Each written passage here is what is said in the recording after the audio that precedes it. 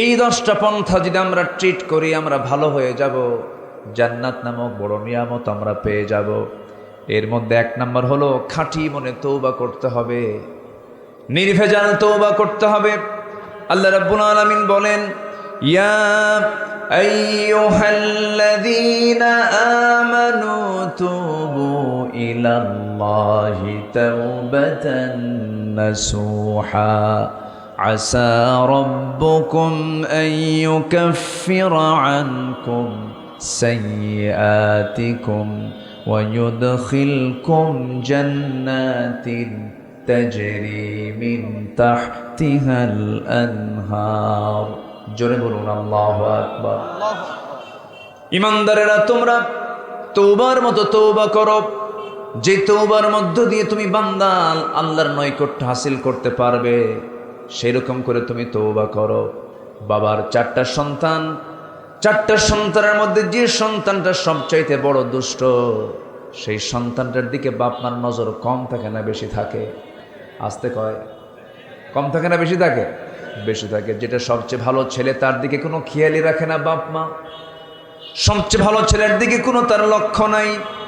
সন্তান তো সেটা ভালোই আছে, কিন্তু যে সন্তানটা একটু দুষ্ট হয়, বখাটে হয়, বাপ মার টেনশন সর্বক্ষণ তাকে নিয়ে হয়, চোখের পানি ফেলে ফেলে কেন্দে বলে, আল্লাহ আমার সন্তানকে ভালো করে দাও, নেশা করে নেশা থেকে মুক্ত করে দাও। পৃথিবীর জীবনে যেমন আমরা দেখি, একটা দুষ্ট সন্তানের জন্য বাপ মার যেমন সবচেয়ে নজর তার দিকে বেশি থাকে, এই দুনিয়াতে যে বান্দার দ্বারা সবচেয়ে বেশি গুনাহ হয়, সেই বান্দার দিকে সবচেয়ে নজর বেশি রাখেন তিনি আমার কে? আল্লাহ।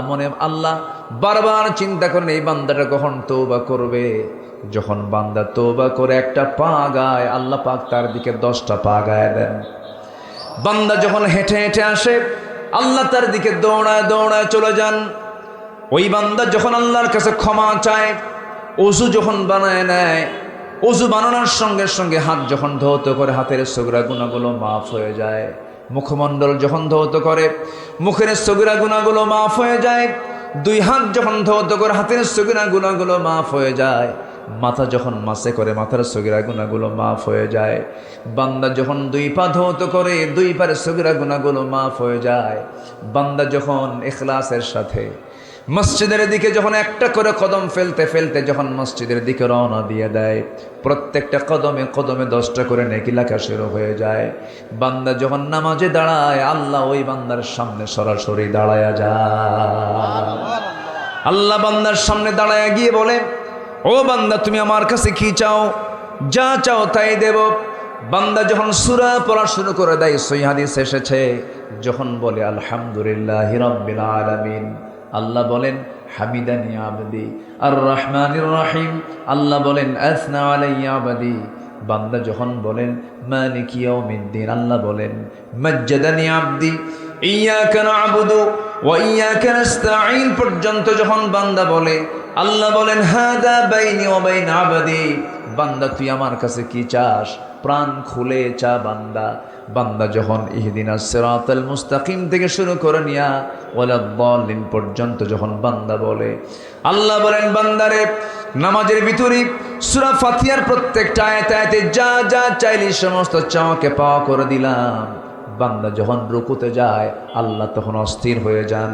বান্দা যখন সেজদায় পড়ে যখন তাসবিহ পড়া শুরু করে দেয়, আল্লাহ বলেন ফেরেশতারা দেখ এই বান্দাগুলো কেমন করে আমাকে সেজদা দিল, আমাকে দেখলো না, জান্নাত দেখলো না, জাহান্নাম দেখলো না, আমার ভয়ে আমার কিতাবকে সুন্দর করে পড়াশোনা করে রিসার্চ করে আমাকে খুশি করার জন্য সেজদায় পড়ে কাঁদতেছে। ও ফেরেশতারা তোরা সাক্ষী থাক, এই সমস্ত বান্দার সমস্ত গুনাহগুলো মাফ করে আমি আল্লাহ তাদের জন্য জান্নাতের বাজেট পাস করে দিলাম। আল্লাহু আকবার বলেন। তো আমার আপনার প্রতি আল্লাহর দয়া কম না বেশি? আসতে বলবেন না কম না বেশি? এই পৃথিবীর সব ভালোবাসাকে আপনি এক জায়গায় করবেন, আল্লাহর ভালোবাসাকে এক জায়গায় করবেন, আল্লাহর ভালোবাসাই সবচেয়ে বেশি ভারী হয়ে যাবে। সব রহমতগুলো 100 ভাগ করা হয়েছে, একটা ভাগ সবার মধ্যে দেওয়া হয়েছে, বাকি সব ভাগ রেখেছেন কার ভিতরে? আসতে বলবেন না কার ভিতরে? আল্লাহর ভিতরে। তওবা এমন একটা বিষয়ের নাম, যদি কোনো বান্দার তওবা কবুল হয়ে যায়, আত্তাইবু মিনাজ যামবি কামান লা যামবা লা, যারা তওবা কবুল হয়ে যায় বুঝতে হবে তার পূর্বের জীবনের সমস্ত গুনাহগুলো আল্লাহ পাক মাফ করে দিয়েছেন। তওবা করব কার কাছে? গুনাহ হবে বান্দার, মাফ করবেন কে? গুনাহ হবে বান্দার, মাফ করবেন কে? তওবা করবে কে? আল্লাহ। ভালো করে কোন তওবা করবে কে? বান্দা। বান্দার হলো তওবা করা হচ্ছে বান্দার দায়িত্ব, আর মাফ করার দায়িত্ব কার? আসতে বলো না, মাফ করার দায়িত্ব কার? আল্লাহ। নামাজ পড়তে দেয় নাই, নামাজ পড়লে সন্দেহ করা হয়েছে। আমি ঢাবির ছাত্র ছিলাম, ঢাকা ইউনিভার্সিটিতে আমি পড়াশোনা করেছি টুকটাক। আমি আমার সময় দেখেছি ৯৬ থেকে ২০০০ পর্যন্ত এই ১৬ বছর যারা ছিল, এই ১৬ আর ৫ কত হলো? ২১ বছর। ওই ৫ বছরের শাসনামল আমি দেখেছি, গিরার নিচে কেউ প্যান্ট পরলে পরে সন্দেহ করতো না, গিরার উপরে প্যান্ট পরলেই ভাবতো এটা শিবির করে, এটা জামাত করে, এটা ধরো। নামাজ পড়াকে সন্দেহ মনে করত। দাড়ি রেখে বিশেষ ভাইভা বোর্ডে গেলে পরে তাকে ডিসঅ্যালাউ করত। নামাজ ৫ ওয়াক্ত পড়লে বলতো তুই তো মৌলবাদী। এরকম করে করে বিভিন্ন ষড়যন্ত্রই চলেছে। নামাজকে যারা সন্দেহের চোখে দেখে তারা কোনোদিন ইমানদার হতে পারে না। আসতে বলবেন না, জোরে বলুন ঠিক কিনা? সম্মানিত ভাইয়েরা, যার জীবনে ইসলামের প্র্যাকটিস নাই, ইসলামের কালচার নাই, সে কেমন করে মুসলিম দাবি করতে পারে? একজন মুসলমান বিয়ে করবে অমুসলিমকে না মুসলিমকে? বলুন, জোরে বলেন, আরো জোরে, মুসলিম না অমুসলিমকে বলেন? বিয়ে করার শর্ত হলো ওয়ালা তানকিহুল মুশরিকাত হাত্তা ইউমিননা, তুমি কোনো মুশরিকা নারীকে বিয়ে করতে পারবে না যতক্ষণ না ঈমান না এনেছে। ঈমান যদি এনে থাকে, মুশরিকা হলেও সে ঈমান এনেছে, তুমি তাকে বিয়ে করলে কোনো আপত্তি নাই। আমার নবীজি ইহুদি মেয়েকেও বিয়ে করেছেন, অমুসলিমকে না, মুসলমান করে, মুসলমান করে, কোনো সমস্যা নাই, বরঞ্চ ভালো, সবের কাজ। কিন্তু আমরা দেখেছি যারাই দেশপ্রেমের কথা বলেন, যারাই ধর্মীয় মূল্যবোধের কথা বলেন, তাদের ব্যাকগ্রাউন্ড হাতায় দেখেন। এদেশের স্বাধীনতার স্থপতির নাতিদের চরিত্রের দিকে একটু তাকায় দেখেন। ওনারা বলেন আমরা ইসলামকে ভালোবাসি, মহাব্বত করি, কিন্তু আপনি এই দেশে কোনো মহিলাকে খুঁজে পেলেন না। ৭ সাগর ১৩ নদী পাড়ি দিয়া আমেরিকা বিয়ে করলেন, বিয়ে বাড়ি আমেরিকা বিয়ে করলেন। সেই বউটা কি মুসলমান না খ্রিস্টান? মুসলমান না খ্রিস্টান? আচ্ছা, খ্রিস্টান হলো, স্বামী হলো মুসলমান, বাচ্চাটা কি হবে কর এখন? হ্যাঁ, পেট থেকে মাথা পর্যন্ত মুসলমান, এর থেকে নিচ পর্যন্ত হিন্দু নাকি? কি খাবেন আপনি? তাহলে গাধার ঘোড়ার মিলনে যে বাচ্চা হয় এটাকে বলা হয় খচ্চর। কি বলা হয় বলেন তো? খচ্চর। আমরা আমাদের বোঝা শেষ, কে ইসলাম চায় আর কে ইসলাম চায় না, তাদের ব্যক্তিগত জীবন হাতালেই টের পাওয়া যায়। আমরা দায়িত্বহীন কণ্ঠে জানিয়ে দিতে চাই, ইসলাম বিরোধী চিন্তা চেতনা লালন করে এমন অপশক্তিকে, খচ্চরদের নেতৃত্ব আর বাংলার জমিনে বাস্তবায়ন হতে দেওয়া হবে না। এটাকে শক্ত হাতে মাথায় নিতে হবে। শক্ত হাতে মাথায় না নিলে পরে সামনের ভবিষ্যৎ প্রজন্ম আরো ধ্বংসের দিকে চলে যাবে।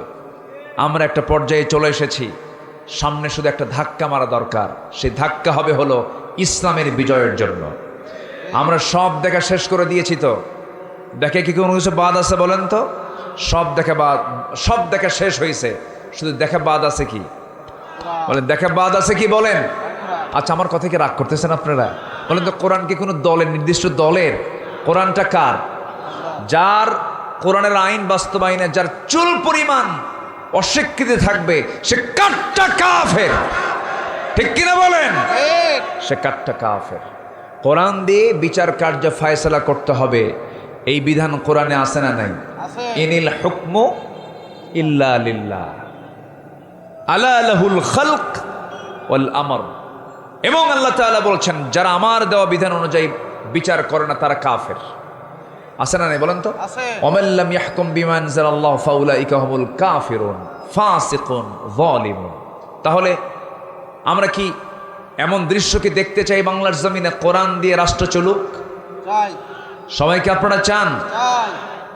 সাতক্ষীরার জজকোর্ট কোরআন দিয়ে চলুক চান? চাই। সচিবালয়ে কোরআন দিয়ে চলুক চান? চাই। ব্যাংক, বিমা, প্রশাসন, ক্যান্টনমেন্ট প্রত্যেকটা জায়গায় কোরআন দিয়ে চলুক সবাইকে চান? কিন্তু আমরা এই 16 বছর চেয়েছিলাম যারা, এখনো চাচ্ছি, আমাদেরকে বলা হতো রাজাকার। আর 64 জেলার মধ্যে চিহ্নিত রাজাকারের জেলা কোন জেলা বলেন? বলেন। আমারে এসপি অফিসে ডাক দিয়ে বলে আপনি সাতক্ষীরায় ওয়াজ করতে আসছেন, এটা তো পাকিস্তান। আমার কি কয়? বলে এটা পাকিস্তানি। বললাম এটা পাকিস্তান, এটা তো বাংলাদেশ না, এরা স্বাধীনতাকে বিশ্বাস করে না। কত বড় বদমাইশ দেখেন, কি দোষটা আপনাদের উপর চাপায় দিচ্ছে। সম্মানিত বন্ধুগণ, আমরা সব দেখে শেষ করেছি। আগামীতে আমরা কোরআনটা দিয়ে দেখতে চাই। আগামীর সরকার আমরা দেখতে চাই নামাজের সরকার, নামাজের সরকার, নামাজের সরকার। আল্লাহ কবুল করুন, জোরে বলি আমিন। যে নামাজের সরকার কায়েম করার জন্য কি বেনামাজি নেতা দরকার না নামাজি নেতা দরকার? সমাজ এখন কোন নেতা বেশি বলেন? কোন নেতা বেশি? বেনামাজি নেতা বেশি। আমার দেশে নামাজি বেশি না বেনামাজি বেশি? বেনামাজি বেশি। নামাজ পড়ে মাত্র 5%, আর 95% নামাজ না পড়ে এরা বলে এক ঠেলায় পীরের মুরিদ হয়ে জান্নাত পার হয়ে জাহান্নামে যাবে। এরকম গ্রুপও আছে না নাই? আছে। কিন্তু না, যা করেছে ভুল।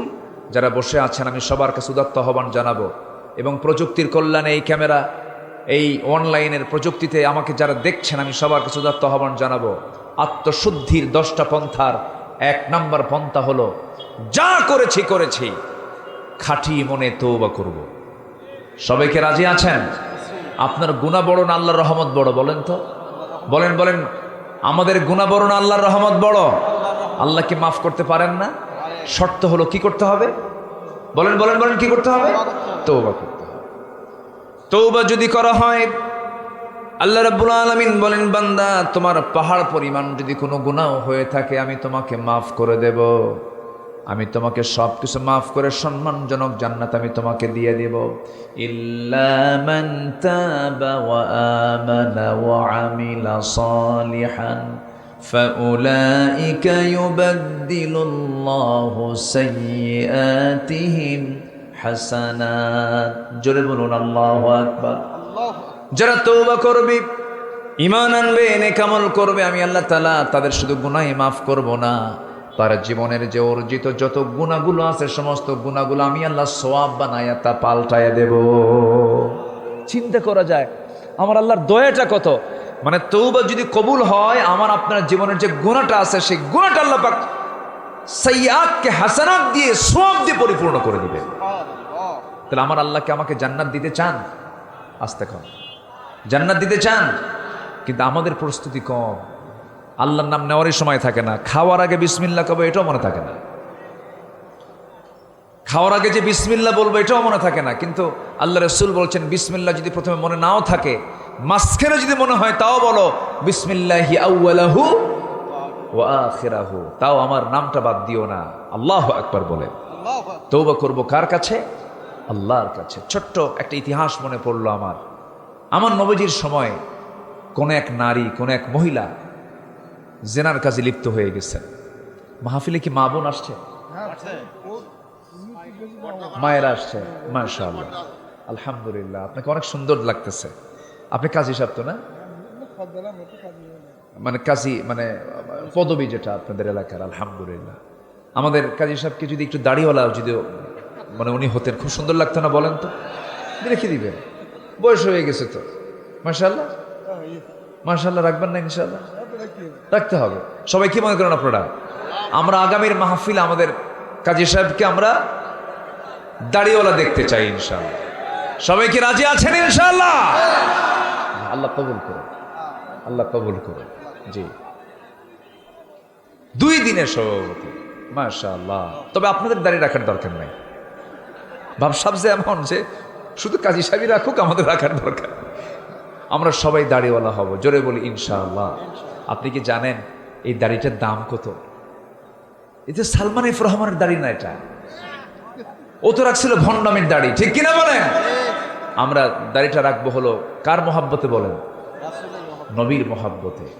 আপনি কি জানেন আপনাকে এই সুরতেই কবরে আপনাকে উঠানো হবে, আপনাকে সামনে হাজির করা হবে, এবং নবীজির ছবি যখন আপনার সামনে দেওয়া হবে, ওমান হাদার রাজুল মার রাব্বুক ওমা দীনুক ওমান হাদার রাজুল, এই তিনটে প্রশ্ন যখন করা হবে, 3 নম্বর প্রশ্ন, এই লোকটাকে তুমি কি তাকে চিনো? তখন আমার নবী যখন আমার সামনে যখন হাজির করা হবে, ওমান হাদার রাজুল, তখন কি দাড়ি ছাড়া না দাড়িওয়ালা? বলেন দাড়ি ছাড়া না দাড়িওয়ালা? কিন্তু আমি দাড়ি ছাড়া চলে গেছি কবরে, তাহলে আমার চেহারার সঙ্গে কি তার চেহারা মানাবে? মানাবে না, বেমানান হয়ে যাবে। কষ্ট পেলে কষ্ট মনে নেবেন না, আমি মোহাব্বত রেখে কথা বলছি। আমি যখন দাড়িটা রাসূলের সুন্নাহ অনুযায়ী রাখবো, আমার নবীও দাড়িওয়ালা, আমিও দাড়িওয়ালা, আমার নবী যে নামাজি, আমিও নামাজি, আমার নবীজি সত্যবাদী, আমিও সত্যবাদী, আমার নবীজি দানশীল, আমিও দানশীল, আমার নবীজি তাহাজ্জুদ গোজার, আমিও তাহাজ্জুদ গোজার, আমার নবীজি সামাজিক ব্যক্তিত্ব, আমিও সামাজিক ব্যক্তিত্ব, আমার নবীজি দ্বীনের দায়ী, আমিও দ্বীনের দায়ী, আমার নবীর চরিত্রের সঙ্গে আমার চরিত্র মিলে যাবে, চেহারা মিলে যাবে, দাড়ি মিলে যাবে, সুরাত মিলে যাবে। সেই সময় আমার চোখ দিয়ে পানি বের হবে আর বলবো, হ্যাঁ দে নবীজুনা মুহাম্মদ সাল্লাল্লাহু আলাইহি ওয়াসাল্লাম। এই 3টে প্রশ্নের জবাব দাও মানে জান্নাতের সমস্ত সুঘ্রাণ কবর থেকে পাওয়া শুরু করে দেওয়া। জোরে বলে সুবহানাল্লাহ। আল্লাহ কবুল করুন, আল্লাহ কবুল করুন। একটা মহিলা সাহাবীর কথা মনে হলো আমার মায়েরা একটু কান লাগান, একদম মনোযোগ দিয়ে কথাটা শুনবেন। আপনার একটা কথা আপনার জীবনকে চেঞ্জ করে দিতে পারে। এটা তো আমার কথা না, সাহাবে কেরামদের জীবন থেকে ছোট্ট একটা ইতিহাস আমার মনে পড়লো। সেই মহিলা সাহাবী নবীর কাছে এসে হাউমাউ করে কান্দে। আমার নবীজি বললেন, মহিলা কান্দো কেন? ইয়া রাসূলুল্লাহ, বড় একটা ভুল করে ফেলেছি, বড় একটা অপরাধ করে ফেলেছি। কি করেছো বলো? এত বড় দোষ করেছি যার শাস্তি দুনিয়াতে বেঁচে থাকতে পারবো না। কি করেছো বলো? ইসলামের শাস্তি 3টা গুনাহ, 3টা অপরাধ করলে পরে তার বাঁচার কোনো অধিকার নাই। কয়টা অপরাধ বলেন? 3টা অপরাধ মনে রাখবেন। কতলুন নাফস, যদি কেউ কাউকে হত্যা করে, ইসলাম তাকে হত্যার নির্দেশ দিয়েছে। এরকম হত্যাকারী আমার দেশে মনে হয় নাই। 16 বছরে, এই 16 বছরে 60,000 মানুষকে খুন করা হয়েছে। 60,000। প্রতিটি হত্যার বিচার বাংলার জমিনে হতে হবে। ফেরাউন মেরেছিল হলো 40,000। ফেরাউন মারছিল কত? তাহলে এটা কমছে না বাড়ছে? এটা বাড়ছে। ফেরাউন মেরেছিল কেমন জানেন? ওটা আবার আরেক পাষাণ, মার পেট চিরে বের করতো ছেলে সন্তান। ইউযাব্বিহুনা আবনাআকুম, ছেলে সন্তানগুলোকে জব করত। ওয়াস্তাহইয়ুনা নিসাআকুম, মেয়ে সন্তানগুলোকে জিন্দা রাখত। ফেরাউন তার ক্ষমতাকে পাকাপোক্ত করার জন্য 40,000 শিশুকে হত্যা করেছিল। ফেরাউন পৃথিবীতে বেঁচে ছিল হলো 1600 বছর, আর এরা 60,000 মেরে বেঁচেছিল হলো 16 বছর। সংখ্যার কি মিল দেখছে? সংখ্যারও মিল আছে, চরিত্রেরও মিল আছে। যারা মানুষকে হত্যা করে রাজনীতি করে তারা সবগুলো ফেরাউনদের প্রেতাত্মা। আপনি জানেন একটা মানুষের জীবনের দাম কত? আল্লাহ তাআলা নিজে বলছেন, কোরআনে বলছেন, ফাকাতালান নাসা জামিআ। যে ব্যক্তি একটা মুসলমানকে, যে ব্যক্তি একটা মানুষকে হত্যা করলো, সে যেন গোটা পৃথিবীর সকল মানুষকে হত্যা করলো। কত বড় অপরাধ! হ্যাঁ, কত বড় অপরাধ! একটা মানুষকে মেরে ফেলা মানে গোটা পৃথিবীর মানুষকে মেরে ফেলা। কার কথা? আল্লাহর কথা। ইসলাম 3টা অপরাধকে একদম ক্ষমার অযোগ্য বলেছে। ইসলাম বলেছে তাদেরকে মেরে ফেলতে হবে। নাম্বার 1 হচ্ছে যদি কেউ কাউকে খুন করে ফেলে, খুন করলে তার কোনো ক্ষমা নাই। নাম্বার 2 হলো যদি কেউ জেনা করে ফেলে, কিন্তু সেই জেনাটা হতে হবে বিবাহিত অবস্থায়। যদি কেউ জেনা করে ফেলে তার শাস্তি হলো পৃথিবীতে বাঁচার কোনো অধিকার নাই। আর যদি কোনো অবিবাহিত যুবক যুবতী যদি জেনার কাছে লিপ্ত হয়ে যায়, তার শাস্তি হলো মিয়াতা জালদা, 100 দোররা মারতে হবে। সেটাকে ঘরে না বাইরে?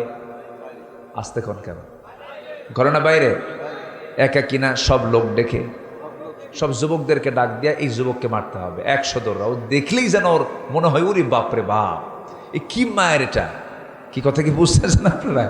ইসলাম কি সুন্দর করে বলে। আমি এগুলো মক্কায় কিছু পানিশমেন্ট দেখেছি, জেদ্দায় এটা কতলের দৃশ্য দেখলাম।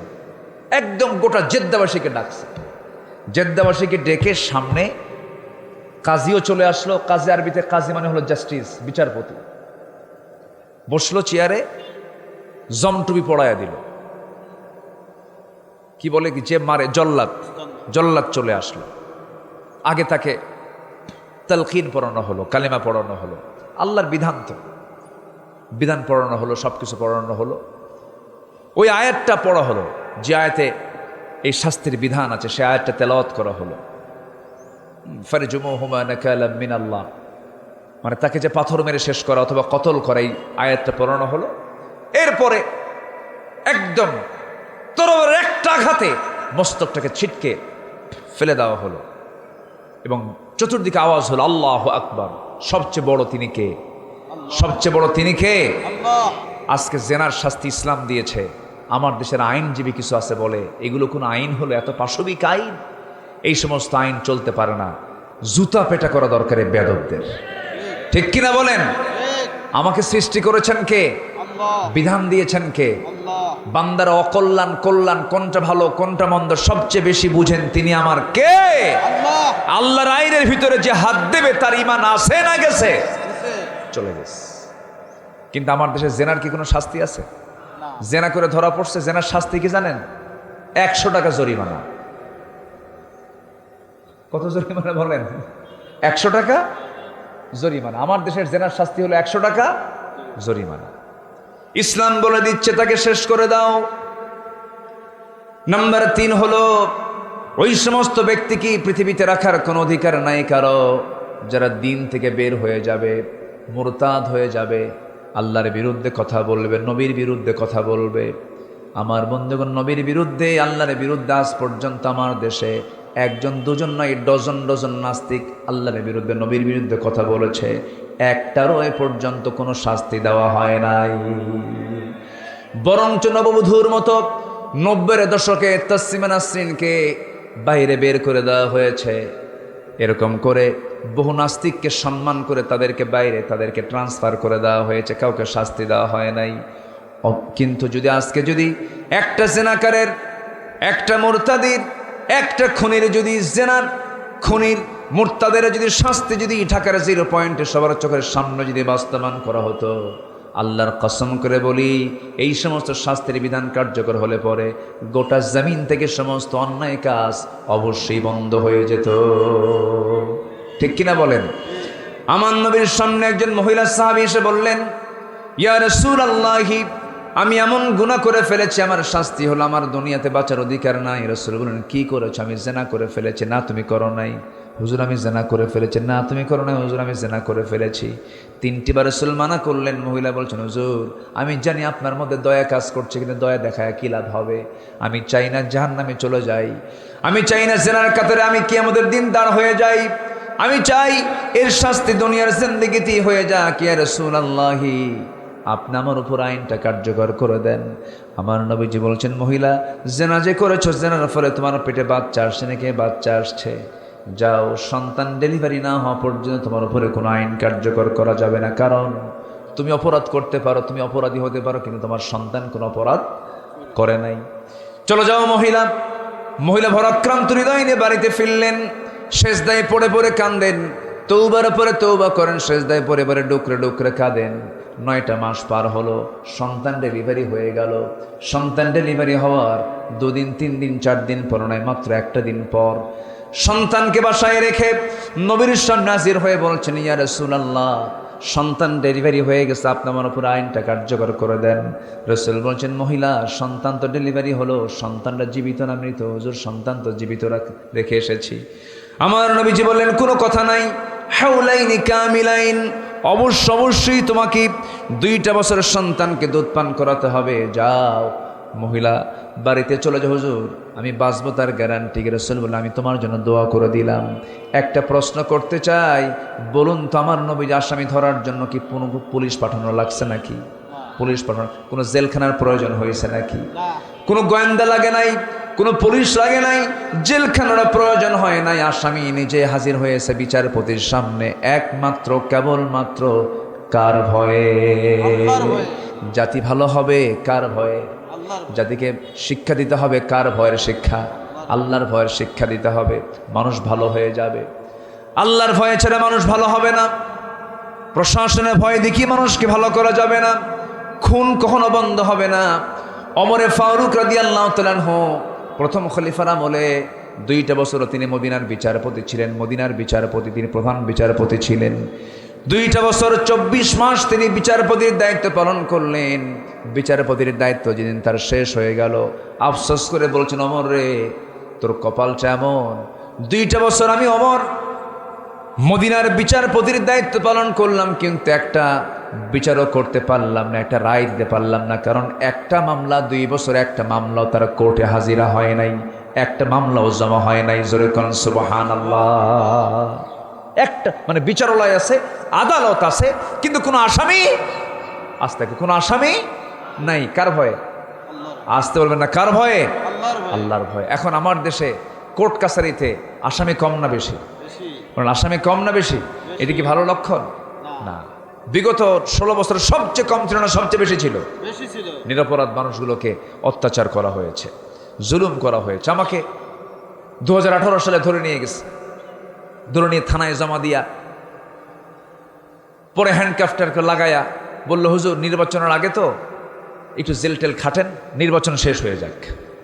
কি শেষ হয়ে যাক? নির্বাচন শেষ হয়ে যাক। জেলখানায় ঢুকলাম, কোনো দোষ নাই, কোনো অপরাধ নাই। এরকম করে রাস্তার ফকিরকে পর্যন্ত ধরে নিয়ে গেছে। মানে একটা মামলা হয়েছে, আসামির শর্ট, ফকির ধইরা ওই কোটা পূরণ করছে। এই হচ্ছে অবস্থা। তো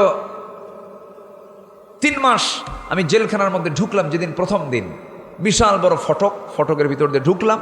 ঢোকা মাত্রই দেখি আমার এক পরিচিত এক মুরব্বী, বয়স 80 থেকে 85 বছর হবে, আমার দিকে তাকায়, আমাকে দেখে লম্বা একখান সালাম দিয়ে বলে, হুজুর আপনি জেলখানায় ঢুকছেন? খুব খুশি হলাম। বলেন তো জেলখানায় ঢুকলে কি খুশি হওয়ার কথা? তো বললাম, খুশি কেন আপনি? কে বাবা, যে ওয়াজ শুনতে চাই আপনার, অনেক দূর থেকে ওয়াজ শুনি, বহুবার চেষ্টা করেছি আপনার সঙ্গে মুসাফা করব, একটু মুআনাকা করব, একটু গল্প করব, একটাবার চান্স পাই না। আল্লাহ আমার কত সুন্দর সহজে মিলাই দিয়েছে। দোয়া করি আপনি জেলখানায় থাকেন।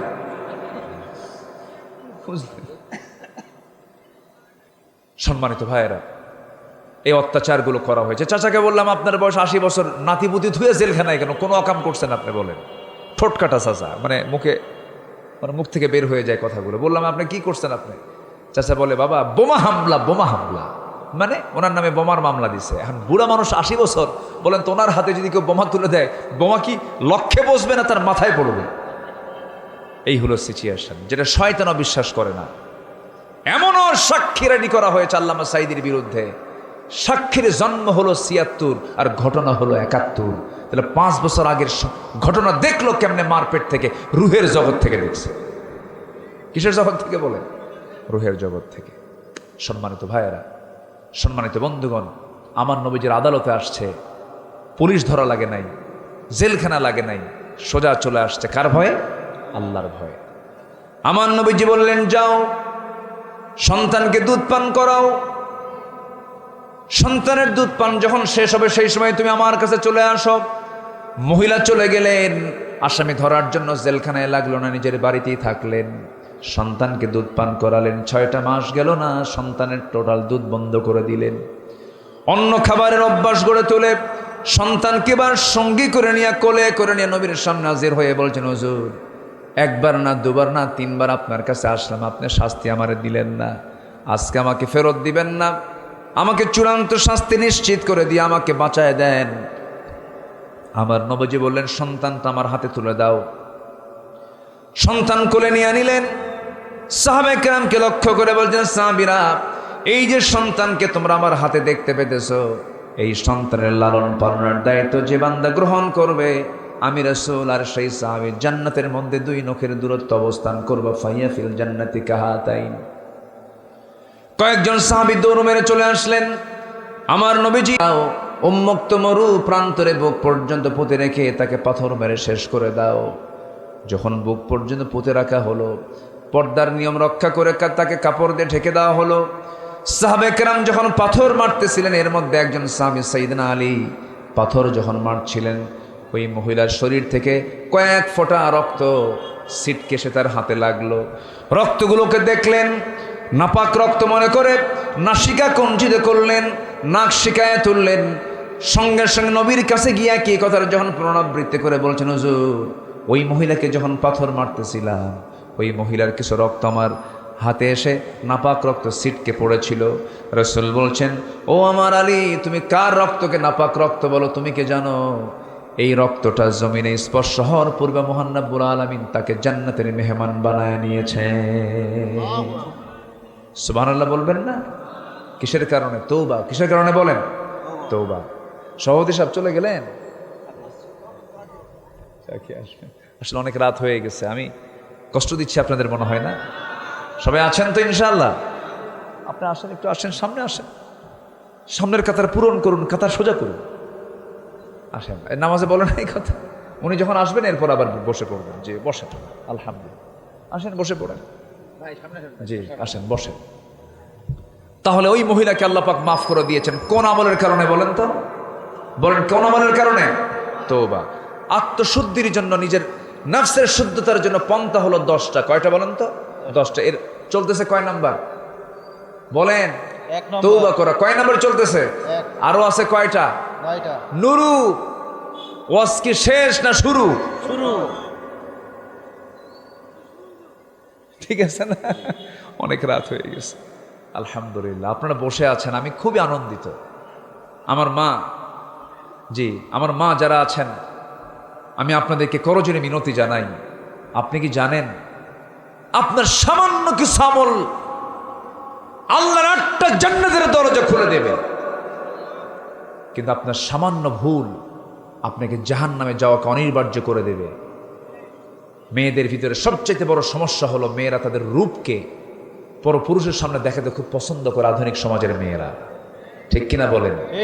এটা চেহারা যদি সুন্দর হয়, মনে হয় উনি মনে করেন যে আমি দুনিয়ারই কেউ না, আমার দুনিয়াতে কে আছে, ভাবসাবী অন্য ধরনের, মনে সে অন্য একটা জগৎ থেকে আসছে। না মা, আপনার সকল সৌন্দর্য আপনার প্লেস করতে হবে স্বামীর সামনে, আপনার সৌন্দর্য পরপুরুষের সামনে দেখানো যাবে না। ভুল হয়ে গেছে, তওবা করে ফিরে আসুন, মাফ করে দিবেন তিনি আমার কে? আল্লাহ তাআলা। আমার নবীজি বলছেন, আলী যা বলেছ, এই মহিলার জানাজার আয়োজন করো। এই মহিলার জানাজার নামাজের দায়িত্ব আমি রাসূল নিজের কাঁধে উঠায় নিলাম। সুবহানাল্লাহ। আমার নবীজি জানাজার প্রান্তরে চলে গেলেন, জানাজা শুরু করলেন, জানাজা শেষ করে ফেললেন। আমার নবীজি কাদা কাদা কণ্ঠে সাহাবে কেরামকে লক্ষ্য করে বলছেন, সাহাবীরা, কিছুক্ষণ পূর্বে যে মহিলার জানাজা আমরা পড়লাম, যে মহিলার জানাজা আমরা শামিল হলাম, আমি রাসূল নিজে তার জানাজার নেতৃত্ব দিলাম। এই মহিলা জীবনের শেষ সময় পর্যন্ত 24 ঘন্টার ম্যাক্সিমাম টাইম সেজদায় পড়ে যে পরিমাণ তওবা করেছে, যে পরিমাণ চোখের পানি ফেলে যায় নামাজ ভিজে ফেলেছে, এই মহিলার সেই তওবা যদি মদিনার 70 জন গুনাহগারদের মাঝে যদি বন্টন করে দেওয়া হতো, প্রত্যেককেই মাফ করে আল্লাহ রাব্বুল আলামিন তাদের 70 জনকে জান্নাত দিয়ে দিতেন। আমার বন্ধুগণ, সেজন্য নফসের শুদ্ধতার জন্য, আত্মশুদ্ধির জন্য 1 নম্বর কাজ হলো খাঁটি মনে তওবা করা। খাঁটি মনে আমরা তওবা করব। আজকে ফজর থেকে শুরু করব, জুমার নামাজ 5 ওয়াক্ত ছাড়ব না। রাজি আছেন কারা কারা? 5 ওয়াক্ত নামাজ পড়বেন কারা কারা? একটু হাত তুলে দেখেন না। জোরে বলি ইয়া আল্লাহ, আরো জোরে বলি ইয়া আল্লাহ, ইয়া রহমান। আমাদেরকে 5 ওয়াক্ত সালাত নামাজ আদায় করার তৌফিক তুমি আল্লাহ দিয়ে দাও। জোরে বলি আমিন, আরো জোরে আমিন, আরো জোরে আমিন। নাম্বার 2, 10টা যে এখন আমি আক্ষরিকভাবে শেষ করে দিচ্ছি, খুব ব্যাখ্যায় যেতে পারবো না। নাম্বার 2 হলো নামাজের প্রতি যত্নবান হওয়া, যেটা আমি একটু আগে বলেছি। নামাজের প্রতি আমরা অযত্ন হব না যত্ন নেব? বলেন তো। যত্ন নেব। জাহান্নামে যাওয়ার 1 নম্বর কারণ কি বলেন? বলেন। নামাজ। জাহান্নামে যাওয়ার 1 নম্বর কারণ কি? আবার জান্নাতে যাওয়ার 1 নম্বর কাজ কি? নামাজ।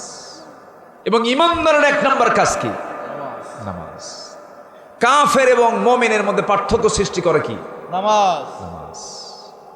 চরিত্রহীন এবং চরিত্রবানের মধ্যে পার্থক্য কি বলেন? নামাজ। নামাজ। খুব কষ্ট দিয়ে ফেলতেছে আপনাদের। আচ্ছা, নাম্বার 2 হলো সালাতের ব্যাপারে যত্নবান হওয়া। আল্লাহ রাব্বুল আলামিন বলেন সূরাতুল আলার 14 নম্বর আয়াত, قد أفلح من تزكى وذكر اسم ربه فصلى بل تؤثرون الحياة الدنيا والآخرة خير وأبقى إن هذا لفي الصحف الأولى صحف إبراهيم وموسى جربون الله أكبر আল্লাহু আকবার। নাম্বার 3 হলো সিয়াম সাধনা হলো আত্মশুদ্ধির 3 নম্বর মাধ্যম, 3 নম্বর পন্থা। রোজা শুধু রমজান মাস নয়, রোজা কিন্তু সারা মাসই আছে। সারা মাস আছে না নাই? আছে। যে যুবকের যৌবন কন্ট্রোল করতে পারে না তাকে রাসূল কি আদায় করতে বলেছেন বলেন? সিয়াম। রোজা আদায় করতে বলেছেন, সিয়াম আদায় করতে বলেছেন। আমার নবীজি সোমবারে বৃহস্পতিবারে রোজা রেখেছেন এবং প্রত্যেক মাসের 13, 14, 15 তারিখে রোজা রেখেছেন মুহাম্মদ সাল্লাল্লাহু আলাইহি ওয়াসাল্লাম। অতএব রমজান মাস শুধু ফরজ রোজার মাস, আর বাকি সারা বছর হলো নফল রোজার মাস। কি মাস বলেন? নফল রোজার মাস। নফল রোজাগুলো রাখবো আমরা।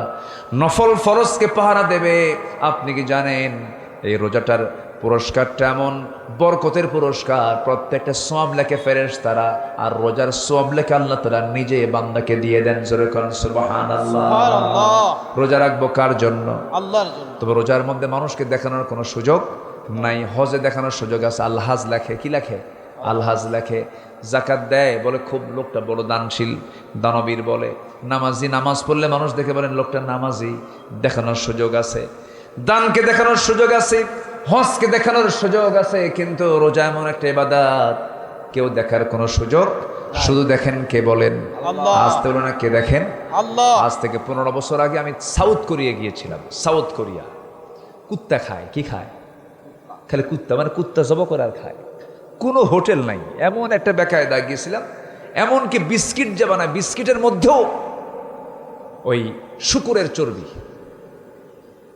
মানে খাওয়া দাওয়া এত কষ্ট, চরম কষ্ট। নিজে রান্না না করা পর্যন্ত কোনো খাবারে আপনি শুদ্ধতা পাবেন না, হালাল পাবেন না। তো আমার একটা সফর ছিল, সেখানে 2টা মসজিদ উদ্বোধন ছিল। 2টা মসজিদের উদ্বোধনের জন্য আমি গিয়েছিলাম আজ থেকে আরো 13-14 বছর আগে। তো আমার এক পরিচিত এই দেশেরই মানুষ, প্রবাসী, ওখানে থাকে। সে ওখানে বিয়েও করছে। কি করছে? বিয়ে শাদী করছে। বৌদ্ধ একজনকে বিয়ে করে তাকে মুসলমান বানায় নিয়ে এরপরে সংসার করছে। তো সে বন্ধু, সেই ভাইটা আমাকে বলতেছে, ভাই আমার এক মালিক সে বৌদ্ধ, তো রমজান মাসে রোজা আছি আমি, আমাকে বারবার বলতেছে তুমি পানি খাও তো। আমি তো হলি ফাস্ট, আমার মানে জাস্ট আমি রোজা আছি। আমি কেনা খাও তুমি? না, আমার আল্লাহ দেখে ফেলবে, আমার আল্লাহ রাগ করবে, অসন্তুষ্ট হবে। আল্লাহ পাক আমাকে রোজা রাখার জন্য বলেছেন। কে? তোমার আল্লাহ তোমাকে মানা করছে? ভালো কথা, খাইও না, আমার সামনে লুকায় খাও যাও। কি কথা কি বুঝতেছেন আপনি? মানে ওরা তো এমন ধর্ম পালন করে, আমি নিজের চোখে দেখেছি। ওই বছরে করে কি একবার ওদের বাপদাদার কবরে যায়, সমাধিতে যায়, বছরে একবার দুবার যায়। এতগুলো মদ নিয়ে যায়, মদের বোতল নিয়ে যেয়ে ওই সমাধির কাছে যেয়ে কি যেন কয়ে দোয়া করে বলে, বাবা এই যে এতগুলো মদ দিয়ে গেলাম, তুমি আরাম মতো খাইবা আর মজা করবা। কি কথা কি বুঝতেছেন? তো ওদের কালচার এটা। তো সে বৌদ্ধ আমার ওই প্রবাসী ভাইকে বলতেছে, তুমি আল্লাহ তোমাকে দেখবে কেমনে, যাও ঘরের মধ্যে যাও, লুকায় খাও। আমার আল্লাহ তো এমন আল্লাহ, যিনি ঘরেও দেখেন, বাইরেও দেখেন, আলোতেও দেখেন, অন্ধকারেও দেখেন। এই জন্য আমার খাওয়ার কোনো কায়দাই নাই। অতএব সিয়াম হচ্ছে একটা গোপন ইবাদত। এই গোপন ইবাদতের পুরস্কার আল্লাহ নিজ হাতে বান্দাকে দিয়ে রাইয়ান নামক দরজার মধ্য দিয়ে জান্নাতের মধ্যে ঢুকাই দিবে। সুবহানাল্লাহ। আল্লাহ। তো চিন্তা করেন, তার চিন্তা হলো ওদের আল্লাহ দেখে আবার দেখে না, কিন্তু আমার আল্লাহ কি দেখে? সব সময় দেখে। পরে এখন ওই প্রবাসীকে বলতেছে, ওই সাউথ কোরিয়ার সেই বুদ্ধিস্ট বলতেছে, তাহলে তো তোমার দেশের মানুষ সবাই আল্লাহওয়ালা, সব ভালো, কেন তোমরা অন্ধকারে খাও না, আলোতে খাও না। অন্ধকারে না খেয়ে থাকো, আলোতে না খেয়ে থাকো, যে আল্লাহর ভয়ে, সেই দেশের মানুষের চাইতে ভালো মানুষ পৃথিবীতে আর নাই। তাহলে তো আমার দেশের মানুষ এরকম ভালো, তাই না? আসতে কয় ভালো কই? রোজার কোনো হক আছে আমাদের? রোজার মাসেও আকাম কুকাম আছে না নাই? আছে। রোজা রেখেও ঘুষের টাকা আছে না নাই? আছে। আসছে ঘুষের টাকা, অফিসার রোজা আছে, কে ভাই আমি তো রোজা আছে, আমি তো এখন ঘুষের টাকা নিতে পারবো না, আমি চোখ বন্ধ করলাম, পকেটে ঢুকে দিয়ে যাও, সন্ধ্যার পরে ইফতার করে দেখে নেব। কি কথাকে বুঝতেছেন আপনারা? এই হচ্ছে আমার দেশের রোজাদারদের অবস্থা। এরকম রোজা নয়, আমরা রাখবো যে রোজার মধ্য দিয়ে আল্লাহ পাক সন্তুষ্ট হবেন, সেই রোজা রাখবো। নফসের শুদ্ধতা চলে আসবে। জোরে বলি ইনশাআল্লাহ, ইনশাআল্লাহ। জোরে বলি ইনশাআল্লাহ। ইনশাআল্লাহ। নাম্বার 4 হলো আল্লাহর জিকির করা। লোহায় যেমন মরিচা লাগে, এই কলবের মধ্যে মাঝে মাঝে মরিচা লেগে যায়, সেই মরিচা দূর হওয়ার জন্য বলতে হবে 4টা আমার রাসূলের শিখে দেওয়া জিকির। সবাই বলেন সুবহানাল্লাহ, সুবহানাল্লাহ। বলেন সুবহানাল্লাহ, সুবহানাল্লাহ। আলহামদুলিল্লাহ, লা ইলাহা ইল্লাল্লাহ, আল্লাহু আকবার। শিখিয়ে দিয়েছেন মুহাম্মদ সাল্লাল্লাহু আলাইহি ওয়াসাল্লাম। আল্লাহ রাব্বুল আলামিন বলেন الذين آمنوا وتطمئن قلوبهم بذكر الله ألا بذكر الله تطمئن القلوب। সূরা রাদ আয়াত নম্বর 28। যাদের দিলের মধ্যে আল্লাহর জিকির থাকবে তারাই তো প্রশান্ত হৃদয়ের হবে। যার হৃদয়ের মধ্যে আল্লাহর নাম থাকে সেই বান্দা সবচেয়ে প্রশান্ত বান্দা। জোরে বলেন সুবহানাল্লাহ। তার মধ্যে কোনো হাই হুতাশ থাকে না। যার আল্লাহর জিকির থাকে তার মধ্যে কোনো হাই হুতাশ থাকে না, এটা প্রশান্ত থাকে।